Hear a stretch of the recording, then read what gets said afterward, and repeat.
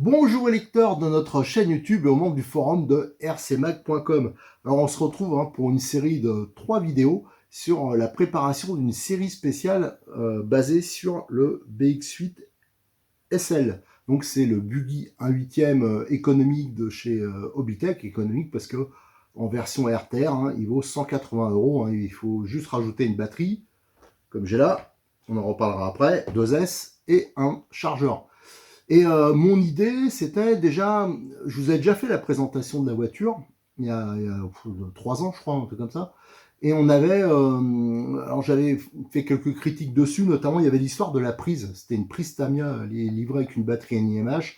Il est vrai qu'avec la batterie NiMH, c'était pas une flèche, mais surtout avec la prise Tamiya, tous ceux qui ils passent au lipo, ceux qui avaient ça, ils passaient au lipo. Après, ils se retrouvent avec une prise DIN côté lipo, une prise Tamiya côté contrôleur, et pour beaucoup de débutants, c'était un peu la galère. Donc là, ils sont passés en DIN sur les versions plus récentes. Par contre, on a perdu la batterie NiMH. La compensation, c'est que le prix n'a pas bougé, tout augmente et on est toujours à 180 €. Alors, ce genre de voiture, si on veut débuter par exemple en TT1 8e, ça peut être bien, mais ça s'adresse vraiment, là je veux être quand même clair, pas à tout le monde. Ceux qui croient qu'ils vont faire des sauts avec ces voitures, rouler comme des malades et compagnie, passez votre chemin, il vous faudra un budget beaucoup plus élevé, sans compter le budget casse. Là, c'est vraiment pour des gens calmes, qui veulent apprendre à piloter, qui roulent à des endroits quand même qui sont relativement en bon état. Mais si c'est pour aller sur un terrain de bicross et faire des sauts, vous allez la péter la voiture. Donc c'est pas la peine.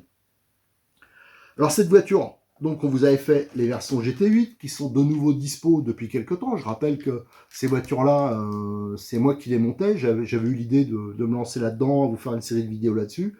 Et à un moment, c'était plus dispo les pièces. Enfin, il manquait les accessoires. Et là, depuis peu, Cyril de Modis 34, il les repropose dans plusieurs versions. Soit on peut l'avoir en RTR, soit sans l'électronique, soit sans les roues. Enfin voilà. Donc ça, c'est au choix et c'est sur demande. Et ça fait des versions GT8 les plus économiques possibles du marché. Et là, l'idée, c'est que cette voiture, comme je connais bien les défauts, il y a quelques modifications qui me semblaient indispensables. Alors, je vous avais fait les vidéos où je montrais ce qu'il fallait faire à l'époque. Depuis, il y a eu quelques évolutions, de nouveaux éléments. Mais je me suis aperçu que pour beaucoup de débutants, ils prenaient la voiture telle qu'elle était, ils roulaient, et après, voilà, ils ne tenaient pas vraiment compte, ou ils n'avaient pas la capacité de faire les petites modifs. Alors, ce que j'ai proposé à Cyril, j'ai dit, tu m'en passes une voiture, déjà, on va faire l'essai, et je vais montrer les modifs qui me semblent utiles. On va voir ensemble s'il y a éventuellement un petit kit visqué à faire, un petit kit amélioration. Alors ça, je l'ai fait, je vous montrerai. D'ailleurs, tiens, je peux vous en montrer un tout de suite. Ça, c'est le petit kit pour toute la visserie de la platine. Voilà, si j'ouvre comme ça, toute la platine radio, là, au niveau visserie, c'est des têtes bombées. Plusieurs fois, on est venu me voir en me disant j'ai foiré la tête de vis. Alors la plupart du temps, c'est parce qu'on n'utilise pas les bons outils ou parce qu'on utilise une visseuse.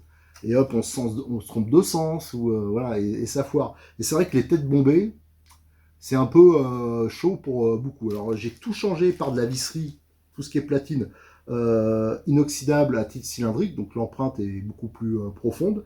Et j'ai fait ma petite modif habituelle au niveau du sauve-cerveau, avec la fixation par Nistop. C'est beaucoup mieux, on peut ajuster le jeu, c'est plus facile à démonter. Donc ça, c'est la référence, pour ceux que ça intéresse, M2002. Mais dans la modification que je vais faire, donc là vous avez la voiture terminée. Pourquoi? Parce que je commence par la fin. J'ai changé l'introduction entre temps. Il y aura donc ce kit visserie. Je vais faire toutes les modifications à ce niveau-là. Il y aura le diff. Ça, c'est une des choses qui m'embête sur cette voiture. C'est que quand vous prenez, par exemple, le buggy, ça, c'est le buggy 1/10.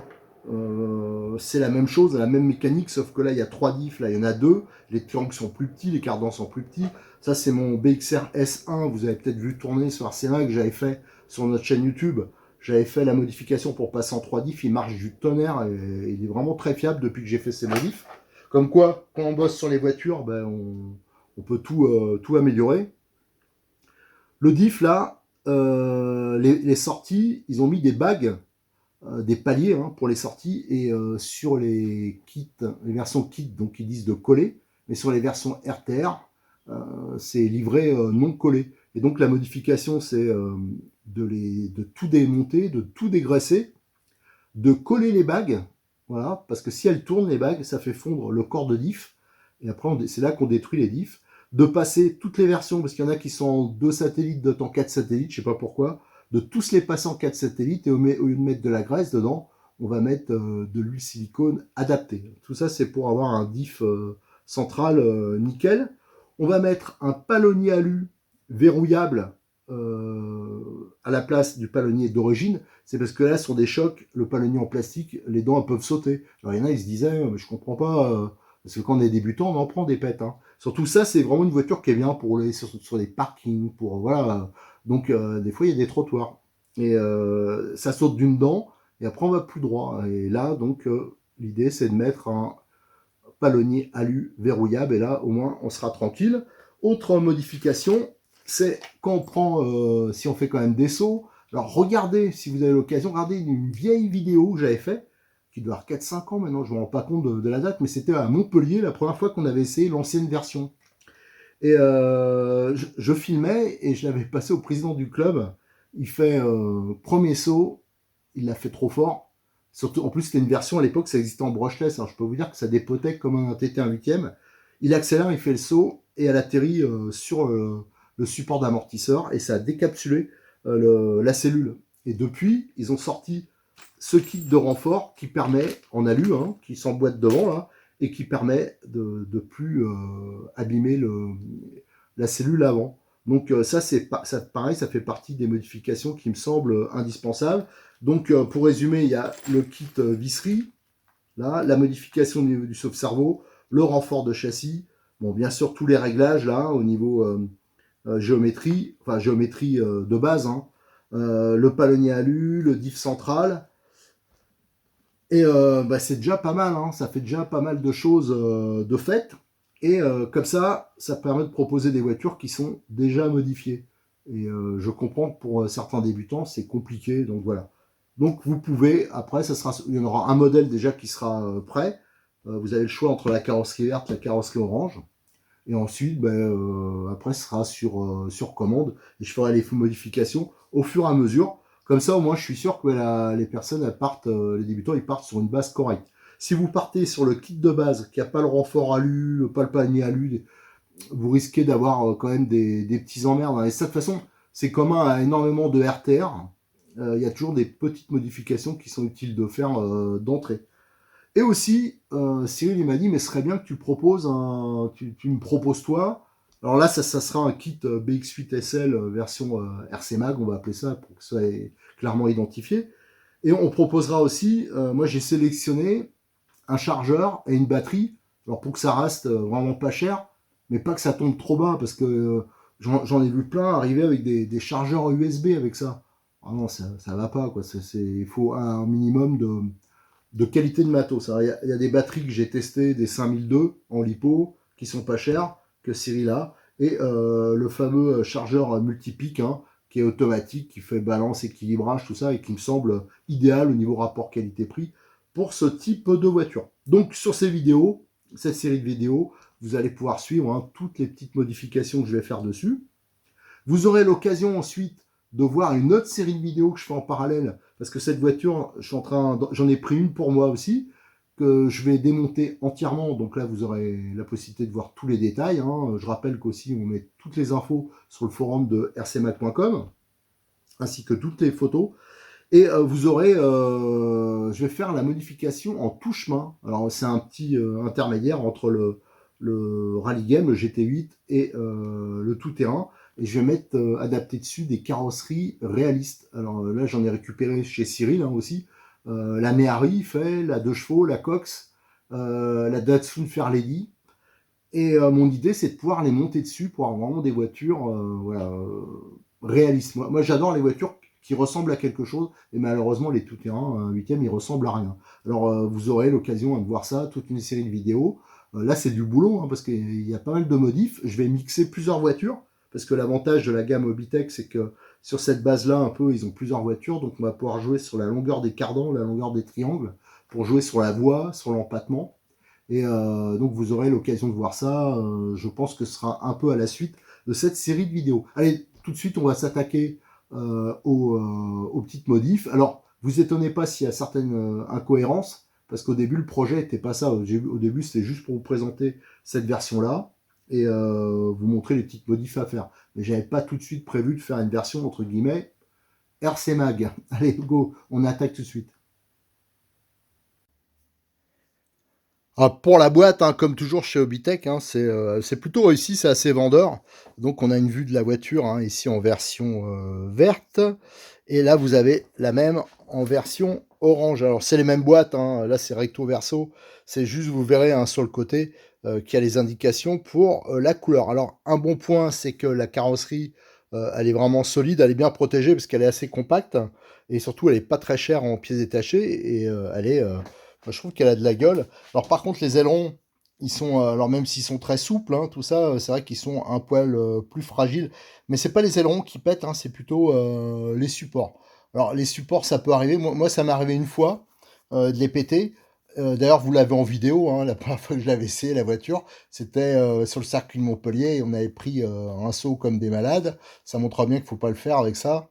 Faut faire des sauts, mais voilà, sans trop forcer. Et en plus, moi, c'était une version brushless. Et en version brushless, comme c'est une voiture qui est très légère, ça allait vraiment très vite. Et hop, on a pris une pelle et on a pété le support d'aileron. Par contre, le support d'aileron, il vaut une misère. Donc ça compense un peu. Allez, on va regarder les autres côtés de la boîte.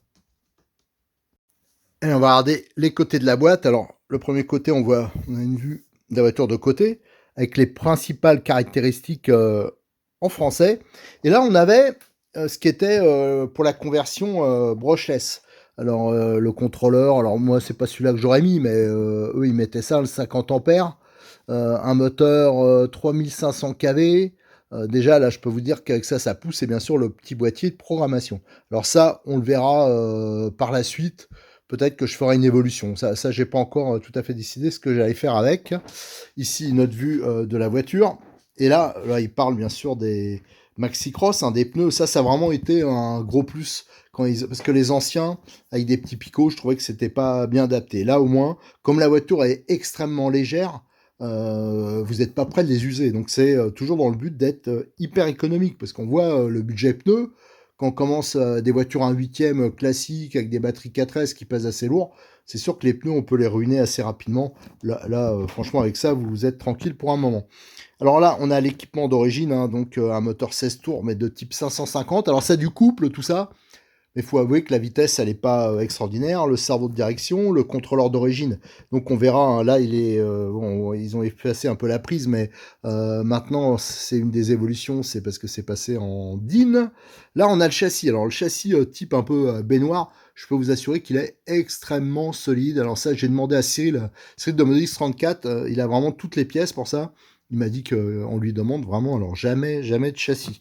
Vous avez donc le cardan central en aluminium et vous avez un petit renfort de châssis, une platine supérieure, avec notamment, on le verra, le boîtier hein, pour le récepteur qui est bien étanche avec un joint qui est passé au-dessus. Là, alors ça, c'est plutôt pas mal, hein, parce qu'il y a des voitures de marque célèbre, beaucoup plus chères, qui offrent des supports moteurs moulés. Là, c'est un support moteur usiné de qualité, donc ça, c'est plutôt un bon point. Là, c'est pour rappeler que c'est entièrement sur pas inversé, la voiture. Vous avez donc les triangles. Alors ça, moi, je les ai déjà reconnus plein. Alors peut-être que dans le temps, ils disent que c'est des nouveaux, mais ils étaient... voilà, c'était pas plein, les croisillons, là. Et voilà, là, il parle du boîtier pour le récepteur hein, qui est placé au-dessus et qui est de type étanche. Et de l'autre côté de la boîte, hein, sur les flancs, on retrouve donc une image de la version verte. Et là, c'est là qu'on peut différencier les deux versions. Ici, on voit que c'est une version orange. Et là, quand il y a le point ici, c'est une version verte. Là, on a toutes les dimensions. Et là, on peut voir que c'est exactement les dimensions d'un TT 1/8 classique. Ça veut dire qu'on pourrait éventuellement s'inscrire dans une amicale. Hein, on est aux bonnes dimensions, à part le poids. Voilà, mais voilà, pour une amicale, ils vont pas vous embêter avec ça. Alors par contre, je dis tout de suite, hein, vous voulez vous inscrire à une petite amicale, pourquoi pas, mais il faudra faire un peu de préparation, suivre, tous les petits conseils qu'on peut vous donner, parce qu'autrement vous risquez d'avoir un peu de casse. Mais par contre, au niveau tenue de route, tout ça, vous serez pas, ridicule. Voilà, alors après, qu'est-ce qu'on a ici? La version orange, et là, on a tout ce qui est, les indications pour la radio. Alors cette version, elle propose, alors même si moi j'ai toujours trouvé que cette radio, c'était pas le point fort des productions Obitech, parce que ça fait vraiment plastoc, voilà, enfin la sensation. Mais par contre, c'est vrai que la prise en main est vraiment bonne pour un adulte, hein, parce que la poignée, la prise en main est bonne. Et surtout, c'est sûrement une des seules radios qui propose des réglages des fins de course séparés. C'est-à-dire, on peut avoir la fin de course séparée à droite et à gauche. Alors, c'est pas si simple que ça à faire, mais c'est possible. C'est surtout une histoire d'habitude. Je dis que c'est pas simple. Pour quelqu'un qui est habitué, qui utilise cette radio régulièrement, il le fait une fois, après il le saura. Moi, le problème, c'est que je passe d'une radio à l'autre, donc à chaque fois, il faut que je me souvienne. Mais généralement, on a un réglage du débattement de la fin de course. Ça fait en même temps droite et gauche. Et souvent, c'est pas bon au niveau des butées. Là, on va pouvoir régler finement la butée à droite et à gauche. Et ça, c'est précieux. C'est vraiment important pour préserver votre cerveau de direction. Moi, par exemple, j'avais une version brushless au tout début que c'était sorti. J'ai toujours gardé le même cerveau de direction. Et il y en a qui le grillaient en 5 minutes. Tout ça parce qu'ils réglaient pas les fins de course. Voilà. Donc, le cerveau d'origine, c'est un 7 kg 18. Alors ça, il est à pignon métal, mais je peux vous assurer que si vous réglez bien vos fins de course, il va vraiment durer longtemps, c'est pas un problème. Même si vous mettez un balèze et que vous réglez mal, vous aurez aussi des soucis. Allez, on va regarder maintenant d'un peu plus près ce qu'accompagne la voiture et aussi la bagnole. Donc on a déballé ce qu'il y a dans la boîte. Alors bien sûr, la voiture est prête à être utilisée. Il y a juste l'aileron à monter. Regardez l'aileron, hein, qui est en matière souple, hein, c'est la même matière que la carrosserie. Alors, je suis pas sûr que c'est du Lexandre, on va voir, hein, mais en tout cas, je sais qu'elle est quand même relativement solide, cette carrosserie. Mais faut dire, elle est assez peu exposée, elle est bien protégée. Nous avons ici les Circlips, ce qui est pas mal, c'est qu'ils sont de qualité pour une fois, et ils sont déjà pliés, c'est plus facile de les attraper. Ici, c'est les petites entretoises, hein, qui viennent se mettre là pour bien plaquer l'aileron. Alors faites attention, les Circlips sont assez difficiles à mettre, mais par contre, l'avantage, c'est que ça maintient bien l'aileron. Il n'y a pas de jeu, parce qu'autrement, il perd de son efficacité. Ensuite, on a la notice, on regardera ça après, le tube d'antenne, et on a la radio. Alors ça, la radio, j'ai un peu cherché, parce que je me suis dit, tiens, c'est bizarre, ce petit bouton, moi, je l'avais jamais vu, alors j'ai peut-être pas fait attention, et donc ça s'appelle, alors c'est pour ça que j'ai pris, alors je vais la pousser, je vais mettre une autre radio du même type, hein, que j'ai pris sur un NXT. Ça, c'est donc une KT3S Plus Neo, tandis que là, c'est une KT2S Plus. Alors, donc ça, c'est bien une 3 voies. Et la troisième voie, elle est ici. Tandis que sur ces modèles-là, vous voyez, il n'y a rien à cet endroit-là. Donc ça, c'est la troisième voie. Alors ça peut être bien pour, par exemple, allumer des feux. Enfin voilà, la fonction qu'on veut. Là, vous avez l'interrupteur. Ça, c'est les trims, les inverseurs. Ça, c'est le réglage du débattement. Ça, c'est les boutons, je crois, pour la synchronisation. Mais aussi, ils vont servir pour, justement, régler les fins de course, que ça soit à droite ou à gauche, ou alors sur un nitro, le plein gaz ou le frein. Donc voilà, ça, c'est plutôt pas mal. Et maintenant, ce qu'on va regarder, c'est la notice. Alors cette notice, hein, elle est faite à Toulouse, donc vous avez en anglais, en français et en allemand. Alors on va chercher la partie en français. Alors, on la connaît bien, hein. Ça je vous le scannerai et je vous le mettrai sur le forum, à moins que ça y soit déjà. Voilà, donc ça c'est la partie en français. Attendez, je cherche, hein, parce qu'avec une main, c'est pas évident. Voilà. Donc là, c'est toutes les choses à lire avant de l'utiliser. Lisez toujours les notices, hein. La plupart, ils prennent la voiture et des fois, on me pose des questions et c'est hallucinant. On voit bien que personne, enfin, je suis le premier, hein, souvent à pas trop lire les notices. Mais vraiment, quand on est débutant, à la base, on n'a pas une base de connaissances, hein, dans la RC, donc c'est important de lire. Alors là, vous avez pas mal de choses sur la radio. Alors, c'est inhabituel, hein, sur les radios, souvent c'est très simple, mais c'est normal, je vous dis, il y a beaucoup de fonctions sur cette radio. Elle paraît simple, mais en fin de compte, on peut faire pas mal de choses. Mais sauf qu'il faut bien lire parce que c'est des manœuvres un peu particulières. C'est pas comme sur une radio qui a un écran digital où les réglages ils se font un peu plus de façon naturelle. Donc là, il faut bien lire. Et vous verrez que c'est vraiment pas mal.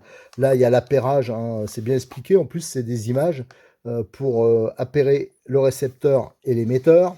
Là, c'est le pilotage de la voiture.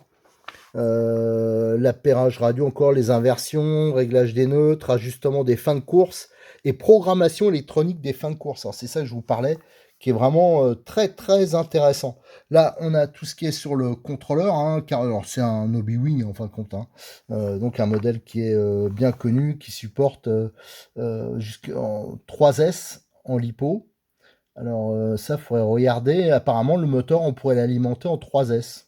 Alors, je vous avoue que je ne l'ai jamais testé, mais pourquoi pas le tester, hein. J'ai des batteries 3S. Tiens, bon, on fera ça. On essaiera de le booster en 3S. Alors, j'avoue que j'ai une confiance moyenne là-dessus, mais normalement, c'est plutôt prévu pour du 2S. Là, l'utilisation du contrôleur, du moteur, toutes les histoires de garantie. Tiens, les réglages, ça, c'est important. Je en reparlerai parce que le contrôleur est réglable. C'est-à-dire on peut mettre alors le reverse, la marche arrière, oui ou non. Bon, ça, à la limite, on s'en fout, on laisse toujours oui. Mais pour la batterie, il y a une position LiPo, une position NiMH. Et je crois que d'origine, c'est sur la position NiMH. Alors, si vous utilisez des LiPo, il faut bien sûr automatiquement le mettre sur LiPo. Ça, faut pas oublier, parce qu'autrement, vous aurez des soucis d'utilisation. Alors, par contre, il n'y a pas d'autre vue. Alors je vais voir quand même, parce que ce serait bien d'avoir un éclaté de la voiture, hein, pour les pièces détachées au moins. Alors je pense qu'il y a quand même ça, non? Hop, hop. Alors là, vous avez la liste des pièces avec les références, et là c'est marqué en français. Ça c'est. Ah voilà. On a un éclaté. Alors j'avoue que j'aurais bien aimé, comme une notice de montage, comme si c'était en kit. Bon, enfin voilà. Là, vous avez toutes les pièces et à chaque fois, vous avez les références. Donc ça, c'est pratique pour s'y retrouver. Toutes les pièces. Alors ça aussi, contrairement à d'autres marques, tiens, je vais prendre l'exemple d'Apsima, que ça me fait toujours râler, qu'on ne peut pas avoir les joints de différentiel à part. Là, c'est sans problème. On peut avoir vraiment toutes les pièces à part. Voilà, là, il y a l'exemple du différentiel central. Et à l'arrière, il montre quelques options. Alors depuis, il y a eu d'autres options qui sont sorties, comme la couronne métal, je crois des options Made in France aussi, hein. Les cales, maintenant, elles existent, fabriquées en France. Donc voilà, vous avez tous les accessoires là. Donc on peut mettre le renfort, hein, ça c'est indispensable, le renfort de cellules. Vous avez toutes les cales si vous voulez vous faire plaisir. Qu'est-ce qu'on a? On a les amortisseurs alu éventuellement, les portes-fusées, bon ça à mon avis ça sert à rien, les portes-fusées arrière en alu, les étriers alu, les portes-fusées avant alu, la direction en aluminium, il y a plusieurs types de ressorts. Voilà, ça c'est pour ceux qui veulent se faire plaisir. Moi je vous dis, la seule option qui me paraît moi indispensable, c'est celle-ci. Alors d'ailleurs, entre-temps, j'ai commencé à faire la vidéo et j'ai regretté, je me suis dit tiens, j'aurais dû faire une vidéo. Cette voiture-là, je vais la préparer. Je vais faire comme je le fais d'ailleurs pour un NXT actuellement. Comment moi, j'aimerais bien qu'elle soit commercialisée. Donc je vais vous faire... je ferai ça sur une autre vidéo. Mais je vous présenterai donc un modèle, entre guillemets, version RC Mag. Et je le proposerai à Cyril. Donc pour ceux qui sont intéressés, qui veulent une voiture déjà un peu préparée, alors ça veut dire on va lui monter directement le palonnier alu, le renfort, parce que ça c'est de la visserie spéciale. On va changer un peu de visserie, on va mettre de la visserie inox à des endroits où je trouve que c'est préférable. On va préparer le différentiel central, et ça c'est important, il y a un peu de boulot là-dessus. Enfin voilà, on va faire des petites choses, et si quelqu'un est intéressé, ce sera donc disponible, je le proposerai. Je ne vais pas demander pour l'instant, mais je sais qu'il sera d'accord, à Cyril de Modélisme 34. Comme ça, il aura une voiture un peu améliorée, et vraiment pour pas cher, quoi. De toute façon, je le fais. Voilà, donc ça sera disponible très prochainement, mais quand ça sera fini, je ferai une vidéo spécifique. Et maintenant, on va regarder la voiture.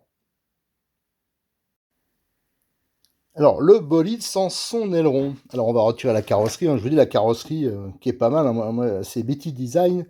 C'est une boîte italienne, hein, qui fait toutes les carrosseries, qui est connue aussi dans le monde de la compétition. Et je trouve qu'à chaque fois, les looks qui sont vraiment pas mal. Donc, la voiture, là, on a vraiment donc, des dimensions d'un TT 1/8, et avec une implantation qui est un peu plus 1/10. Alors, donc, c'est voilà, un 1/10 étiré, c'est-à-dire qui est beaucoup plus long, des triangles qui sont aussi beaucoup plus longs, des tirants, les cardans qui sont plus longs. Alors, on a le cerveau qui est en position couchée, comme ça, bon, ça c'est assez classique, avec tout monté sur biellette et ce roulement d'origine, ça c'est à préciser. On voit qu'il y a beaucoup de place. Là, c'est le boîtier, ça on verra dans la prochaine vidéo, on démontrera. Il y a le récepteur, et il y a un joint torique là qui fait l'étanchéité, ça c'est vraiment pas mal. On voit la platine ici qui renforce le châssis. Bon, il n'y a pas vraiment besoin de renforcer, mais voilà, c'est la platine supérieure. Alors ça, il faut se méfier des vis. Ça, c'est le genre de vis que je vais changer, parce que les vis tête bombées, comme ça, il y en a qui se font avoir, surtout ici, c'est un palier alu, et donc là, c'est monté au frein filet, et des fois, il y a pu avoir quelques petits soucis. Là, on a le contrôleur, donc c'est d'origine Hobbywing, et là, on voit, alors je sais pas si on voit bien, mais là, il y a un petit plan, et ça montre les petits cavaliers, là, on peut les déplacer, et ça fait un réglage. Alors là, si je regarde bien, on est le premier cavalier ici. C'est pour marche arrière, oui ou pas, ou non. Donc là, c'est sur oui, ça c'est très bien. Par contre, ici, c'est sur NIMH. Alors ça, si on veut l'utiliser en lipo, il faudra absolument le changer. Ça, j'insiste, c'est très important. Là, on a le changement de cette version 2021-2022. Donc ça, c'est la prise DIN. Ça, c'est un très bon point. On voit que c'est bien rangé, les fils. Ça, c'est nickel. Là, donc on a un moteur, si je me souviens, c'est un 16 tours. C'est un 550 avec le petit ventilo intégré. Donc ça a du couple, mais c'est vrai que ça n'a pas une vitesse de pointe de folie. Alors, il faudrait peut-être l'essayer. Je serais assez tenté de faire un test, de le garder comme ça, et peut-être d'essayer en 3S. Alors pourquoi pas, on va voir. Alors donc là, on voit la transmission, elle est sous carter. Et là, il y a en dessous un différentiel central. Ça, c'est un très bon point, c'est qu'il y a 3 différentiels centrales. Donc ça est bon pour la tenue de route et ça préserve la transmission. Alors on peut voir que les biellettes, hein, elles sont mises, elles sont ancrées sur des petits supports qui sont à part, hein, par rapport au support. Donc ça, on peut les changer. Ça existe en aluminium. Ça, c'est pour ceux qui veulent se faire plaisir. Donc ça, le palonnier, je vous ai dit qu'il fallait le mettre en aluminium, hein. Ça, Cyril, il le propose dans ses kits déjà préparés. Alors ça, on le fera ensemble. Qu'est-ce qu'on peut dire? Donc là, vous avez le châssis, hein, qui est en une pièce. Si on regarde comme ça, regardez, le châssis vu d'en dessous. Ça, c'est vraiment très solide. Regardez le pare-choc avant, qui fait aussi office de sabot. Lui aussi, il protège bien. On a là, hop, si on retourne, on a l'emplacement de la batterie, donc une 3S ça passe sans problème, et là vous avez la cale, hein. Ça si on veut l'avancer, le reculer. Vous voyez le système de direction, il est vraiment bien conçu, moi je trouve bien, et surtout il est souple. Si on regarde les supports, alors les supports sont en plastique, alors l'arrière ça pose pas de problème, par contre à l'avant c'est vrai que ça peut péter, alors ça existe en option, je crois maintenant en aluminium. Vous avez des grands triangles qui sont pleins avec des grands tirants. Ça, c'est relativement classique. Il y a les emplacements, hein, pour mettre des barres anti-roulis, mais là-dessus, ça sert strictement à rien. Là, on a le support avant avec les amortisseurs. C'est des corps plastiques, mais en fin de compte, ils marchent bien, hein. Ça, c'est pas un problème. Là, ils sont réglés raides.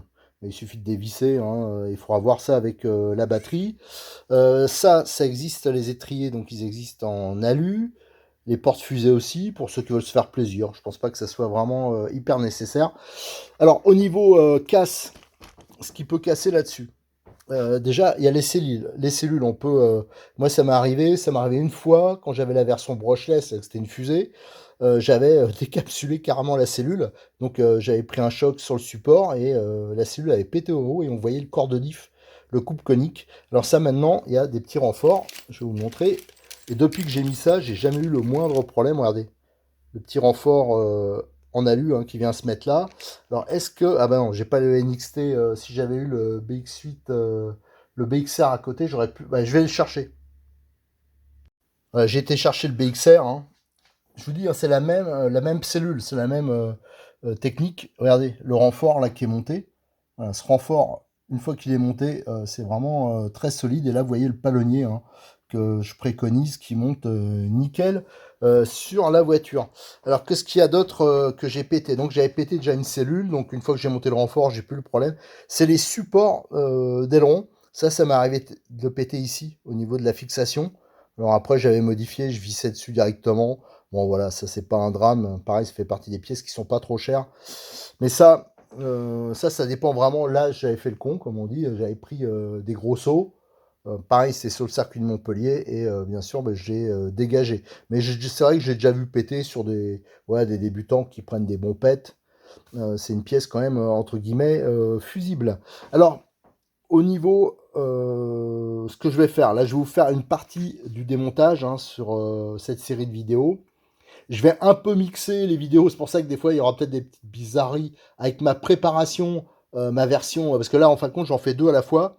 Je fais une version Méhari, et là, il y aura beaucoup de boulot, donc je vais en profiter comme là il y aura un démontage quasiment intégral, voilà, je prendrai des extraits des vidéos des deux, je vais mélanger tout ça. Il y aura la préparation du différentiel central, mais je ferai aussi pour l'autre version avant ceux de pont. Et vous voyez, j'ai déjà commencé. Ici, les différentiels, je suis en train de les démonter. Alors, le principe que je vous explique vite fait, c'est que d'origine, c'est de la graisse. Hein. Bon, c'est très bien. Alors, ce qui est bien, c'est qu'ils sont passés au diff complètement en acier. Avant, il y avait, maintenant, il y a 2 satellites acier. Avant, il y avait 4 satellites, mais dans une matière pas très solide. Et donc, le principe, c'est que je les dégraisse. Là, je vais les remplir de silicone. Je vais les remonter aussi de façon un peu plus dans les normes au niveau des joints, tout ça. Et là, les bagues, ici vous avez des bagues en métal. Alors, je vous montre hein, vite fait. Pour ceux qui suivent nos vidéos, ils ont déjà vu hein, cette préparation. Je l'ai fait pour le rock, tout. D'origine, elle bouge. Elle peut bouger. Et ça, quand ça bouge, après, si ça grippe sur la sortie, bah, ça peut détruire la sortie de différentiel. Ça fait fondre la pièce, là, au niveau de la couronne. Et après, bah, la couronne, on la bouffe, on bouffe le diff. Alors, le principe, c'est de le coller. Donc, il faut bien le dégraisser. On colle. Et là, ça bouge plus. Moi, ça fait, notamment sur le BXR, là, pourtant, il pousse bien. J'ai jamais eu le moindre problème. Hein. Donc, une fois que c'est monté, il n'y a plus de problème. Donc, on fait ça. On graisse avec de l'huile silicone adaptée. Et là, tout de suite, on obtient une bonne fiabilité. Voilà tout ce qu'on pouvait dire hein, déjà pour cette première vidéo. Donc, je vous donne rendez-vous pour la suite. Hein. La suite, ça va être, on va commencer un tout petit peu décortiquer. On va essayer de regarder en mixant, hein, je vous dis, les différentes vidéos que j'ai, la voiture entièrement démontée pour vraiment que vous ayez une bonne connaissance de ce bolide si vous intéresse. Et on fera aussi pas mal de préparation. Allez, à très bientôt sur notre chaîne YouTube et sur le forum, bien sûr, de rcmac.com où je mettrai toutes les photos.